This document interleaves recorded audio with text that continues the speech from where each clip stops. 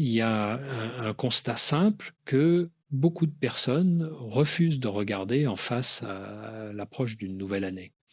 On ne manque pas de motivation, on manque de clarté, on croit devoir ajouter des choses à sa vie, alors que le véritable soulagement commence souvent parce que l'on accepte enfin d'en retirer. À force de tout tolérer, tout porter, tout justifier, on finit par vivre encombré intérieurement, fatigué, sans toujours comprendre pourquoi. C'est pas le temps qui épuise, ce sont les poids invisibles que l'on traîne sans les remettre en question. Quand on parle d'éliminer certaines choses de sa vie, il ne s'agit pas de devenir dur, froid ou radical, il s'agit plutôt d'un acte de lucidité. Reconnaître que certaines habitudes, certaines pensées et certaines relations occupent un espace disproportionné par rapport à ce qu'elles apportent réellement. Beaucoup de souffrances modernes ne viennent pas d'un manque, mais d'un excès. Trop de pression, trop d'attentes, trop de comparaisons, trop de sollicitations mentales qui finissent par étouffer l'essentiel. À l'approche de 2026, il est utile de se poser une question simple et honnête. Qu'est-ce qui me coûte plus d'énergie que cela ne m'en donne? Très souvent, la réponse ne concerne pas des événements spectaculaires, mais des petites choses répétées, des pensées automatiques qui rabaissent, des obligations acceptées par peur de déplaire, des relations maintenues par habitude plutôt que par choix. Ces éléments s'installent lentement et deviennent normaux alors qu'ils grignotent peu à peu la paix intérieure. On sous-estime l'impact des tensions discrètes. Une inquiétude récurrente, un conflit non exprimé, une attente silencieuse qui ne sera jamais satisfaite, ce sont ces micro-fardeaux qui fatiguent profondément bien plus que les grandes épreuves. Éliminer, dans ce contexte, ne signifie pas fuir la réalité, mais cesser de nourrir ce qui nous fragilise, et c'est un mouvement de protection intérieure, pas une déclaration de guerre au monde. Beaucoup pensent que changer de vie demande un effort immense, une transformation radicale. En réalité, le premier vrai changement commence souvent par un tri. Accepter de ne plus tout supporter. Accepter que certaines choses n'ont plus leur place, non pas parce qu'elles sont mauvaises, mais parce qu'elles ne correspondent plus à la personne que l'on devient. Ce tri est rarement spectaculaire, mais il est profondément libérateur. On entre alors dans une logique différente. Au lieu de se demander comment tenir encore, on commence à se demander ce qu'il est temps de laisser partir. Et cette question, posée avec honnêteté, ouvre la porte à une forme de calme que beaucoup n'ont pas ressenti depuis longtemps, car alléger sa vie, ce n'est pas perdre, c'est créer de l'espace pour respirer, penser clairement et avancer sans se sentir constamment sous pression. L'une des premières choses qu'il devient essentiel d'éliminer avant d'entrer dans une nouvelle étape de sa vie, c'est cette pression constante de devoir être à la hauteur de tout et de tout le monde. Beaucoup vivent avec l'idée diffuse qu'ils doivent toujours faire plus, mieux, plus vite, comme si le repos ou la satisfaction étaient des luxes à mériter. Cette pression ne vient pas toujours de l'extérieur. Elle est souvent intériorisée, nourrie par des comparaisons permanentes et par une exigence excessive envers soi-même. On croit parfois que cette tension est un moteur, qu'elle pousse à avancer. Mais sur le long terme, elle agit surtout comme une usure silencieuse. Elle empêche de savourer ce qui est déjà là, elle transforme chaque réussite en simple étape vers une autre obligation et elle installe une insatisfaction chronique. Éliminer cette pression ne signifie pas renoncer à toute ambition, mais réapprendre à distinguer l'élan sain de l'auto-violence psychologique.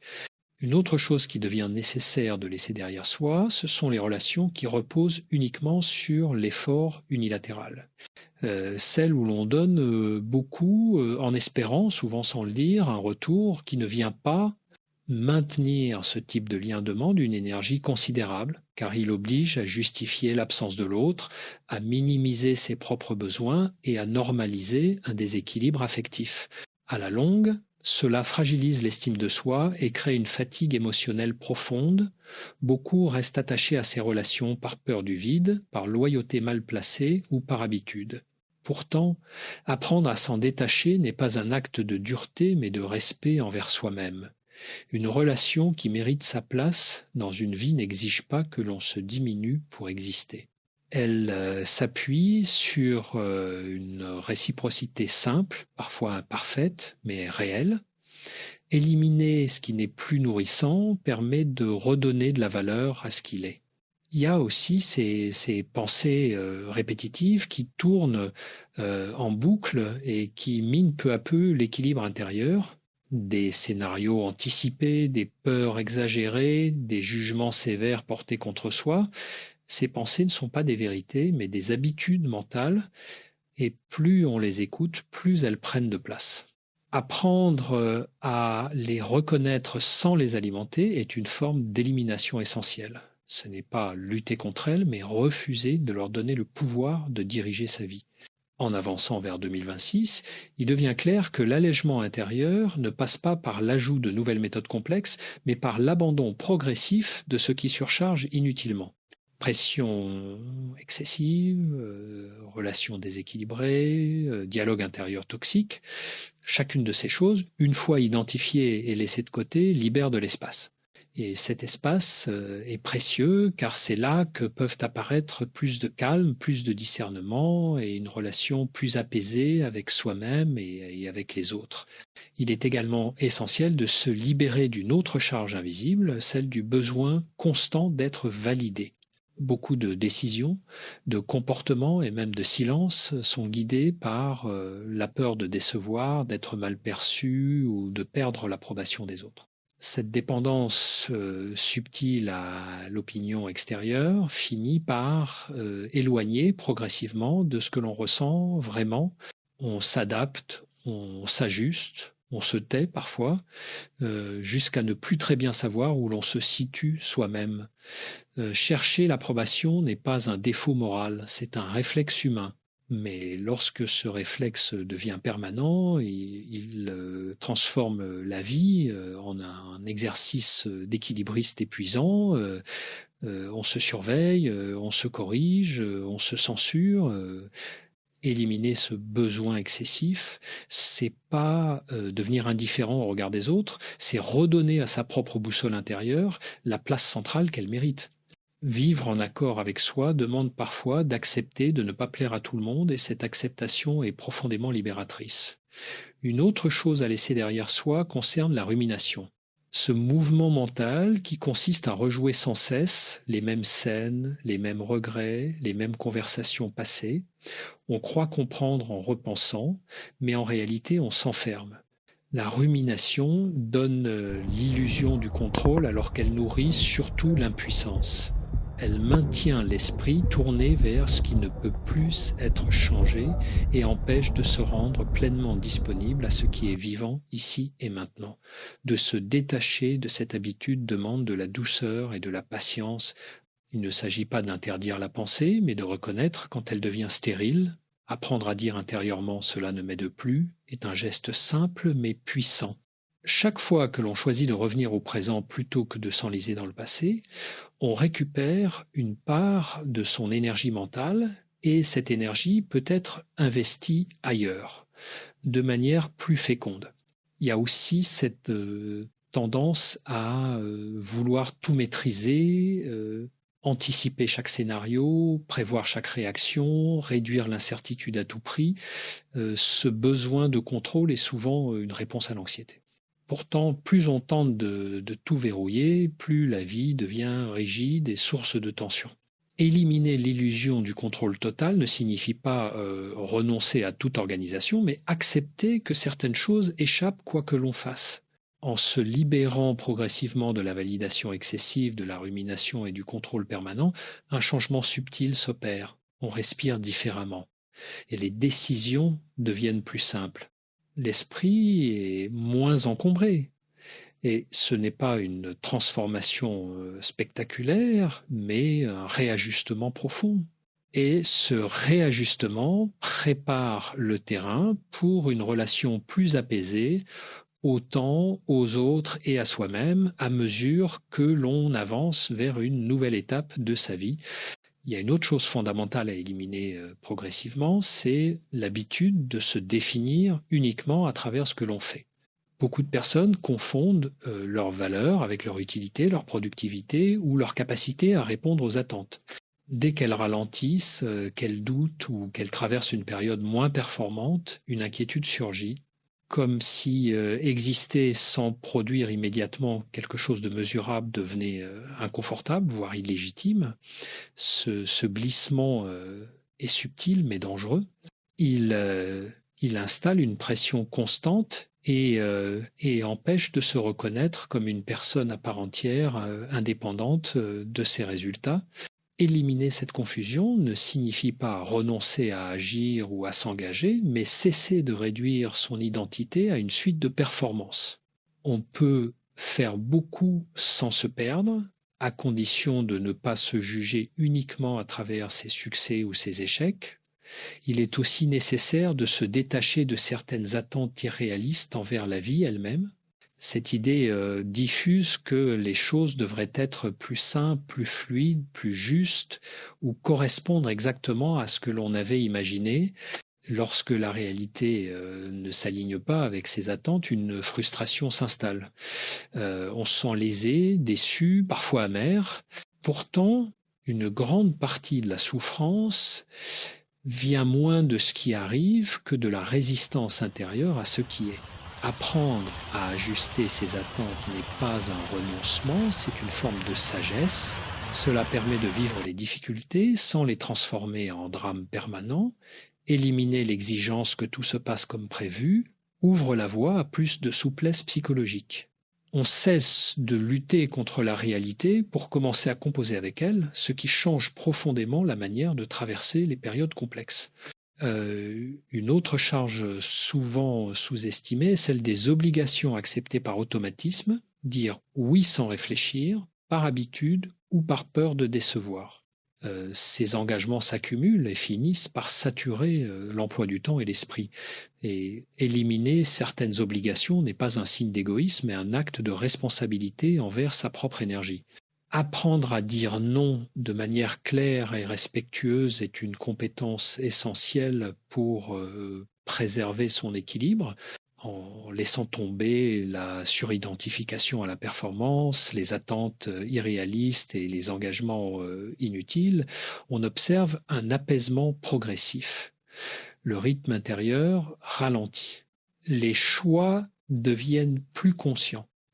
On commence à ressentir une cohérence plus grande entre ce que l'on vit et ce que l'on est.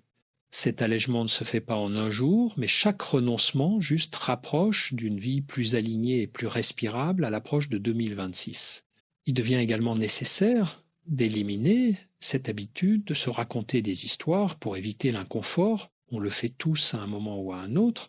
On minimise une situation qui fait mal, on justifie un comportement qui nous blesse, on trouve des raisons pour rester dans ce qui ne nous convient plus.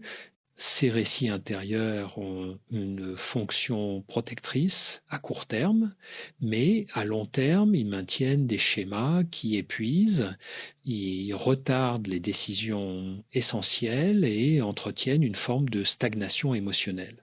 Se détacher de ces autojustifications demande du courage. Cela implique de regarder les faits tels qu'ils sont, sans les enjoliver ni les dramatiser. Reconnaître qu'une situation ne change pas malgré les efforts, qu'une relation ne nourrit plus malgré les espoirs, ou qu'un mode de vie ne correspond plus à ses besoins réels. Éliminer ces illusions n'est pas une trahison envers soi, c'est au contraire un retour à une forme de lucidité bienveillante. Il y a aussi cette tendance à s'accrocher au passé, non pas par nostalgie saine, mais par difficulté à accepter que certaines choses soient terminées. Des rôles que l'on occupait, des relations qui avaient du sens autrefois, des versions de soi qui ne correspondent plus à la réalité actuelle.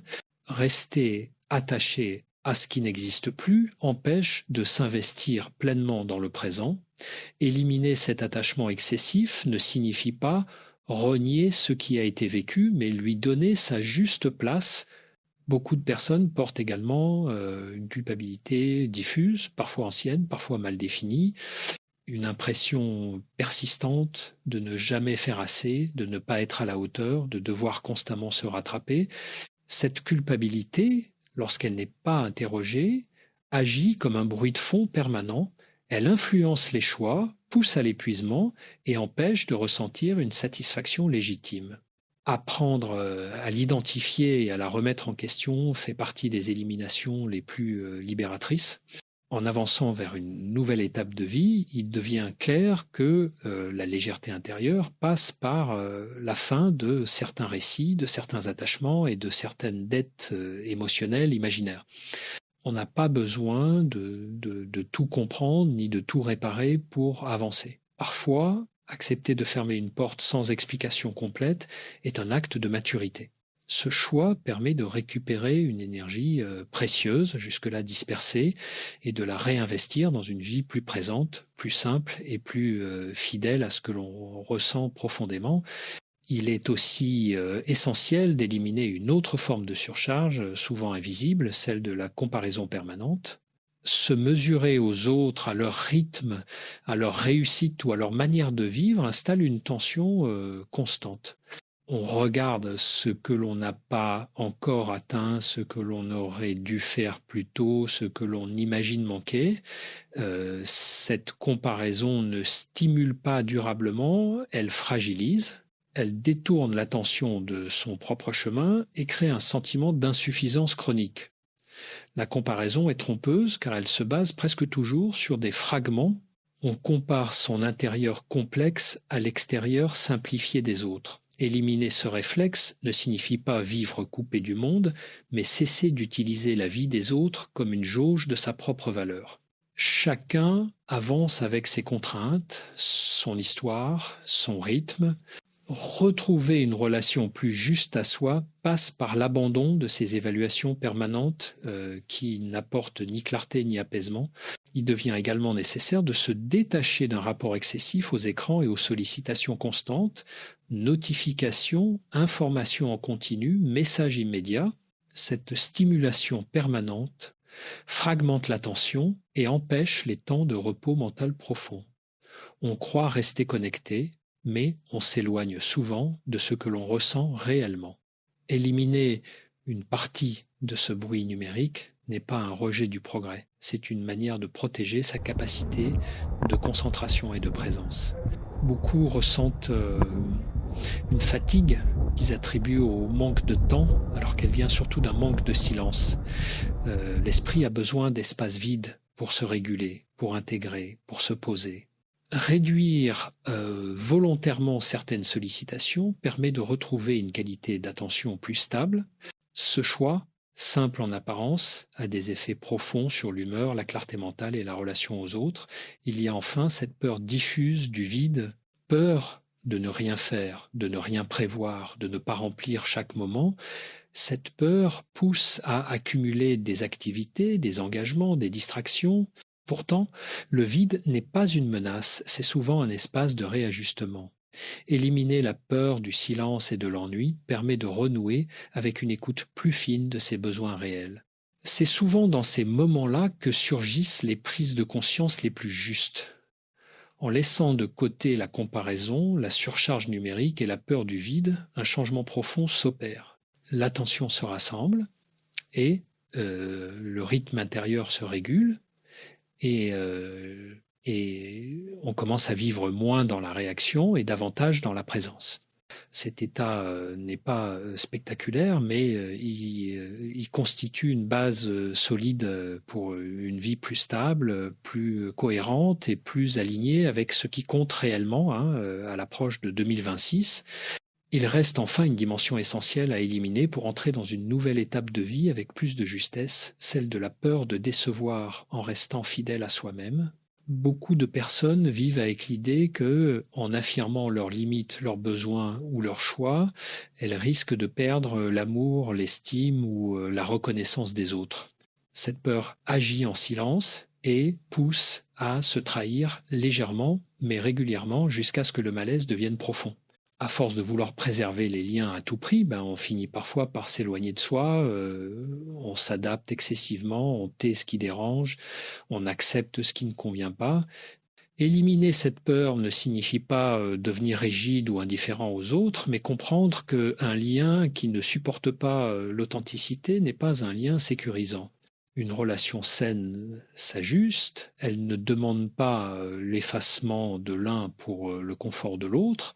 Il est également important de laisser tomber l'idée que tout doit être compris, expliqué ou validé. Certaines décisions ne seront pas approuvées, certains choix resteront incompris, chercher sans cesse à se justifier épuise et entretient le doute. Éliminer ce besoin de justification permanente permet de retrouver une posture plus calme et plus ancrée. On peut avancer sans convaincre, choisir sans se défendre, évoluer sans s'excuser d'exister.